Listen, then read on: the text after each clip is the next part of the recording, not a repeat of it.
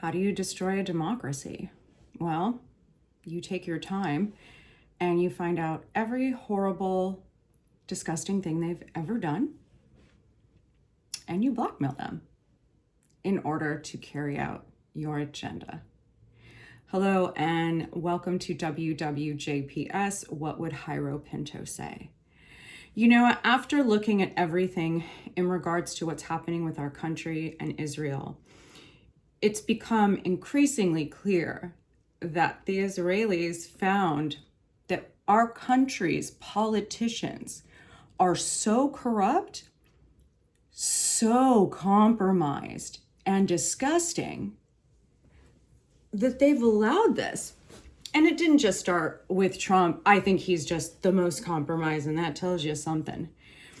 Because he just started a war with Iran when everyone told him not to. Not only that, they're terrorizing our military. They don't respect the military. They're now telling them that they're at war for Armageddon, but I'm getting ahead of myself. One of the things that's really been bothering me is how our service people have been treated.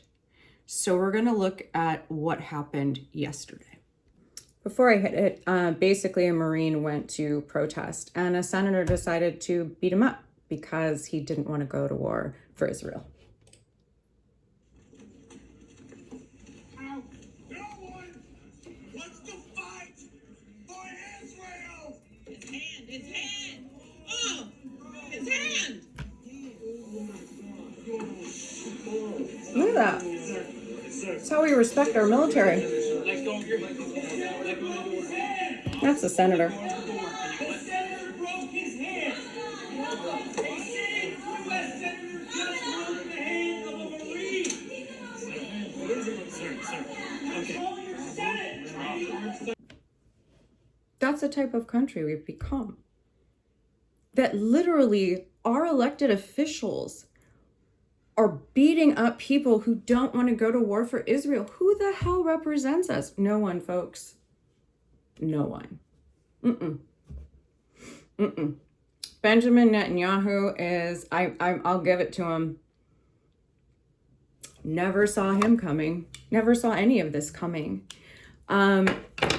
And furthermore, after looking at the Epstein files and seeing that Jeffrey Epstein made the most of his money blackmailing U.S. politicians. Now, I will, for the PDF of filing, and I will say this because if you look at the other countries beyond Andy, and Mendelsohn, he was another pervert.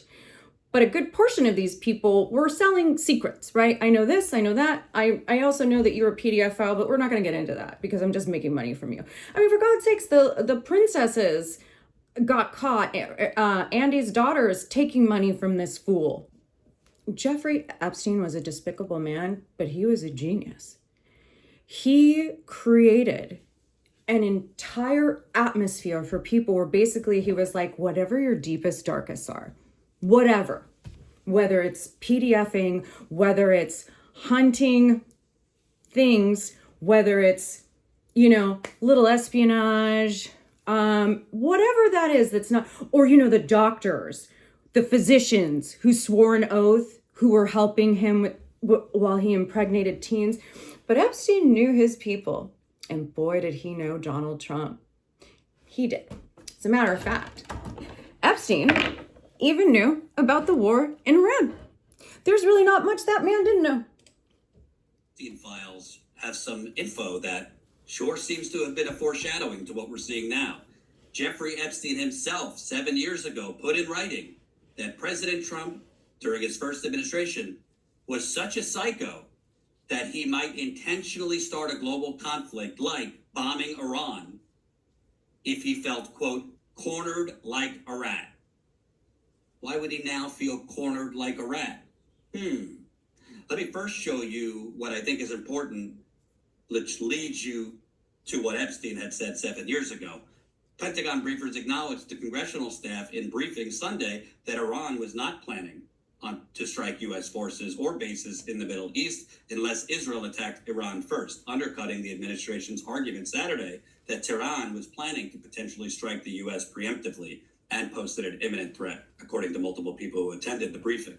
Senior administration officials told reporters Saturday that the U.S. chose to attack Iran because it had received indications that the regime was planning to launch missile attacks against U.S. bases in the region preemptively and create a mass casualty situation. CNN reported Saturday the sources said there was no intelligence to support the administration's claim. Translated.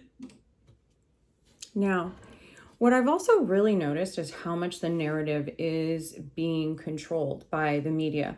I mean, Pete Hegseth tore a reporter apart because she asked a question about casualties, and he didn't want to discuss that. And while we are all very, very sad for those official 6 that have passed away for no reason, folks, they should be home. They should be alive. He's now telling them that it's a mission from God. And let's look at that, because how many times in this country have we been told, oh, those crazy Muslims, they have this, those terrorists, they fight for a religion and they believe if they die for it, they're dying for a good purpose. What did we just tell our soldiers? It's been reported that generals, and mind you, think about all the firings that happened in the Pentagon once that idiot who has I don't know how many children, who's essayed I don't know how many women, and he has a monthly church prayer circle there. He fired anyone who actually was good at their job and replaced them with yesers and replaced them with white nationalist Christians who truly believe that the rapture is coming and that Israel is going to bring Jesus back.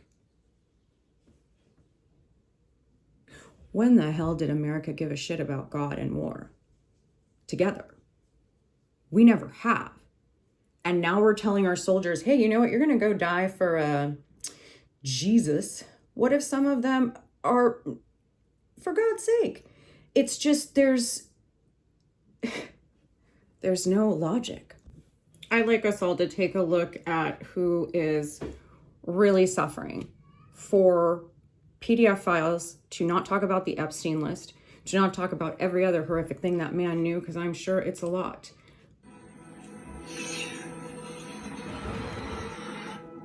You think she thought her husband was going to die in Iran?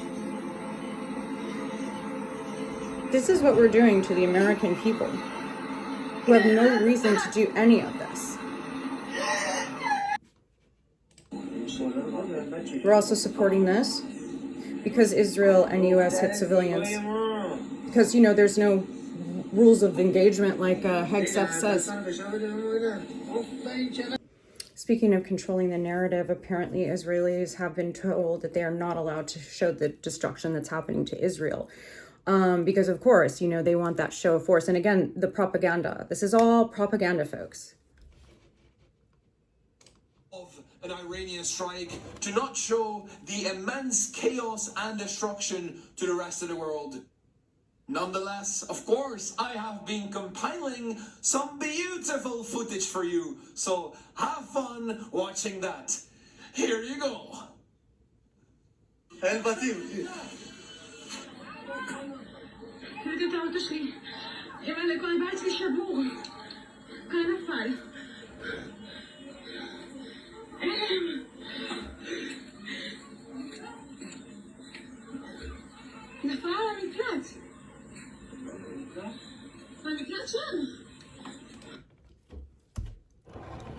No one should be dodging bombs. I don't wish this on anyone.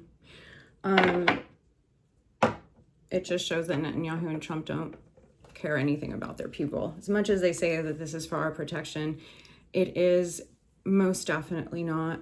We're also starving out Cuba. They have no oil. Their people plunge into darkness. We have become the most sadistic country. I don't even know what to tell you. But, again, the first time I was raped, I was 6. The first time I was sold, I was 11. After that first experience of being sold, he kind of gave me a hug and he said, "You're going to make me so much money." And I didn't know what that meant. I just kind of That's why we're at war. That is why. Never, ever forget. That is why. Today, we're at war because of the Epstein files.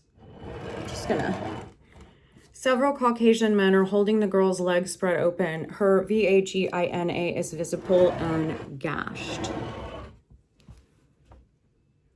That is why everything is happening. That is why everything is terrible, because all of these people are compromised. So the insurance, all of that, all of our money goes to Israel. And then on top of it, it goes to the mob family, the Trumps, that are stealing from the American people daily. I mean, we've literally turned into the people of Nottingham in Robin Hood. It's just, never forget why we're here, folks. We're here because of the Epstein files. Wake up.